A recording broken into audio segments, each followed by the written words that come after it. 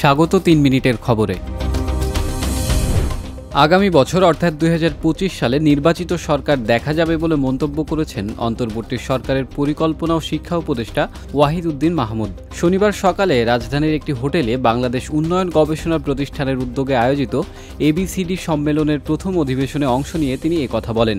নির্বাচিত সরকার প্রসঙ্গে তিনি আরও বলেন, নির্বাচিত সরকার বিষয়ক এটা তার একান্ত ব্যক্তিগত মত, শেষ পর্যন্ত কি হবে তিনি জানেন না। এর আগে গত 24 নভেম্বর প্রধান উপদেষ্টার প্রেস উইং থেকে জানানো হয়, আগামী নির্বাচন কবে হবে তা প্রধান উপদেষ্টার পক্ষ থেকে ঘোষণা দেওয়া হবে। এ নিয়ে বাকি যারা কথা বলছেন সেগুলো তার ব্যক্তিগত মত।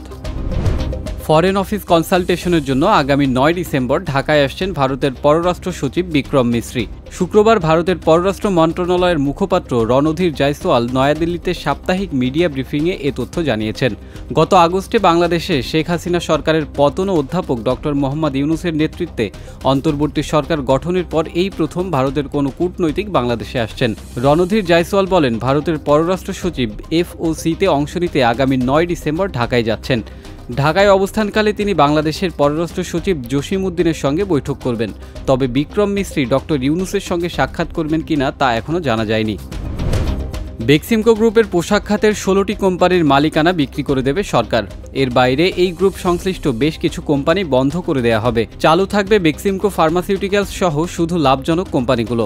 গত 28 নভেম্বর 11 সদস্য বিশিষ্ট উপদেষ্টা কমিটির সভায় বেক্সিমকো গ্রুপের বিভিন্ন কোম্পানির বিষয়ে এ সিদ্ধান্ত হয়েছে।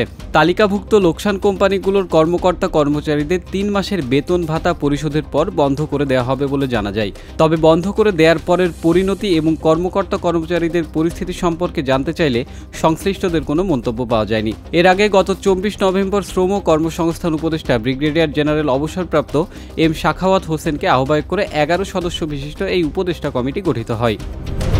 অগ্রহায়ণ মাস শেষ হতে আর কয়েকদিন বাকি, এরপরেই শুরু হবে পৌষ মাস। তবে এর আগে উত্তরবঙ্গের জেলাগুলোতে দেখা দিয়েছে শীতের তীব্র দাপট। কনকনে শীতে জনজীবন বিপর্যস্ত।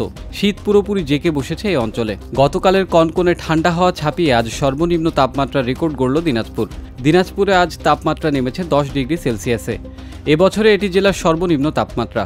দিনাজপুর আঞ্চলিক আবহাওয়া অফিসের ভারপ্রাপ্ত কর্মকর্তা তোফাজ্জল হোসেন জানান, শনিবার সকাল 6টায় দিনাজপুরের তাপমাত্রা রেকর্ড করা হয়েছে 10.3 ডিগ্রি সেলসিয়াস। ডেঙ্গুতে আক্রান্ত হয়ে 24 ঘন্টায় দেশে 3 জনের মৃত্যু হয়েছে। একই সময় হাসপাতালে ভর্তি হয়েছেন আরও 186 জন। শুক্রবার স্বাস্থ্য অধিদপ্তরের সংবাদ বিজ্ঞপ্তিতে এ তথ্য জানানো হয়। বিজ্ঞপ্তিতে আরও বলা হয়, মারা যাওয়া 3 জনের সবাই নারী। চলতি বছর এখন পর্যন্ত ডেঙ্গুতে মারা গেছেন 517 জন। মোট আক্রান্ত হয়েছেন 95,070 জন। মিয়ানমারের রাখাইন রাজ্যের মংলু শহরকে কেন্দ্র করে মুহুর্মুহু বিস্ফোরণের বিকট শব্দ ভেসে আসছে। বিস্ফোরণের শব্দে টেকনাফ পৌর, টেকনাফ সদর, সাবরাং ও শাহপুরীর দ্বীপ এলাকার বাসিন্দাদের মধ্যে দেখা দিয়েছে আতঙ্ক।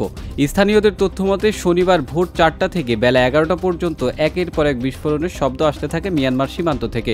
ওই সময় মিয়ানমারের আকাশে যুদ্ধবিমানও দেখা যায়। ধারণা করা হচ্ছে, মংলু শহর নিয়ন্ত্রণে নিয়ে আরাকান আর্মির অবস্থান লক্ষ্য করে বোমা বর্ষণ করা হচ্ছে বিমান থেকে। এর আগে বৃহস্পতিবার সন্ধ্যার পর থেকে শুক্রবার মধ্যরাত পর্যন্ত টানা বিস্ফোরণের শব্দ শুনতে পান টেকনাফ সীমান্তের বাসিন্দারা। এতক্ষণ সঙ্গে থাকার জন্য ধন্যবাদ।